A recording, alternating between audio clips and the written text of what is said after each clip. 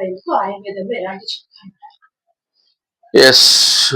జీర్ణక్రియ అనేది అఫ్‌కోర్స్ కొన్ని రకాల అలవాట్ల మీద కూడా ఆధారపడి ఉంటుంది.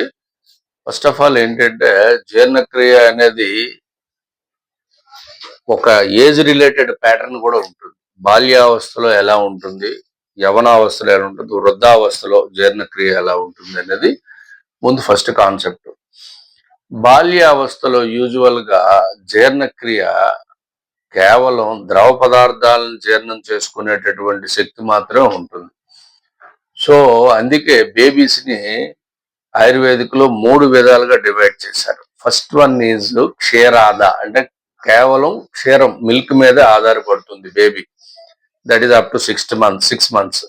6 మంత్స్ తర్వాత క్షీర అన్నాద, అంటే పాలు ప్లస్ సెమీ సాలిడ్స్ తీసుకునే స్థితికి ఎదుగుతుంది baby after 6 months to 1 year వరకు. 1 ఇయర్ తర్వాత అన్నాద, కేవలం అన్నమే పెట్టి అన్నం అరిగించుకునే కెపాసిటీని పెంచుకుంటుంది. బాల్యావస్థ ఇది. కమింగ్ టు మధ్య వయసుకు వచ్చేసరికి అగ్ని దీపనం బాగుంటుంది. సో దట్ బిట్వీన్ ఈ ఏజ్ ఆఫ్టర్ యూజువల్‌గా 12 నుంచి 30 ఇయర్స్ వరకు ప్రతి జీవికి కూడా జీర్ణ వ్యవస్థ చాలా పటిష్టంగా ఉంటుంది. ఆ టైంలో రాళ్ళు తిన్నా కరిగిపోతుందని అంటారు. కారణం అదే. ఆ టైంలో ఈ యొక్క ఎంజైమెటిక్ యాక్టివిటీ బాడీలో సెక్రీట్ అయినటువంటి ఎంజైమ్స్ ఉధృతంగా ఉంటాయి. అగ్ని కూడా ప్రజ్వలిస్తుంది, జఠరాగ్ని. ఆ జఠరాగ్ని ప్రజ్వలించి ఉండటం వల్ల వాళ్ళు తీసుకునే ఆహారం ఎటువంటి ఆహారం జీర్ణశక్తి జీర్ణించుకునే అవస్థ ఉంటుంది. గ్రాడ్యువల్‌గా ఈ జీర్ణ అవస్థ అనేది ఆఫ్టర్ 45-50 ఇయర్స్ తర్వాత గ్రాడ్యువల్‌గా డిక్రీజ్ అవుతుంది. ఇది అవస్థ. దీన్ని ఆహ్, డే ఆ! అది. యెస్. దాన్ని డిపెండ్ అయ్యి దాన్ని బేస్ చేసుకొని ఏ వయసులో ఏ విధమైన ఆహారాలు తీసుకోవాలి, ఎప్పుడు ఏది ఆహారాన్ని తగ్గించుకోవాలి అనేది నిర్ణయించుకోవాలి. యూజువల్‌గా జీర్ణక్రియ అనేది ఆయుర్వేదిక్‌లో కూడా చాలా వరకు మంచి పరిష్కారాలను చెప్పారు. ఎలా చెప్పారు?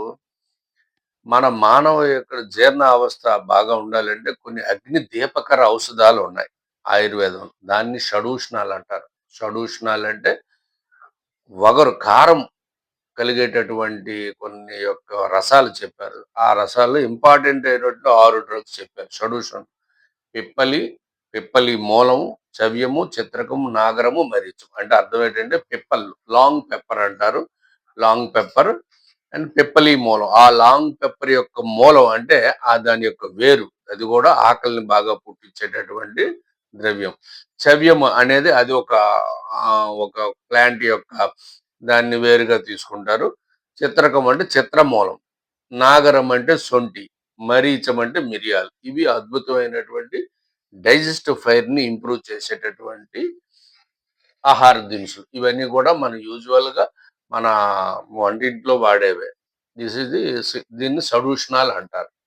ఇవి జీర్ణక్రియకి బాగా ఉపయోగపడేటటువంటి ఆయుర్వేదిక మూలికలు.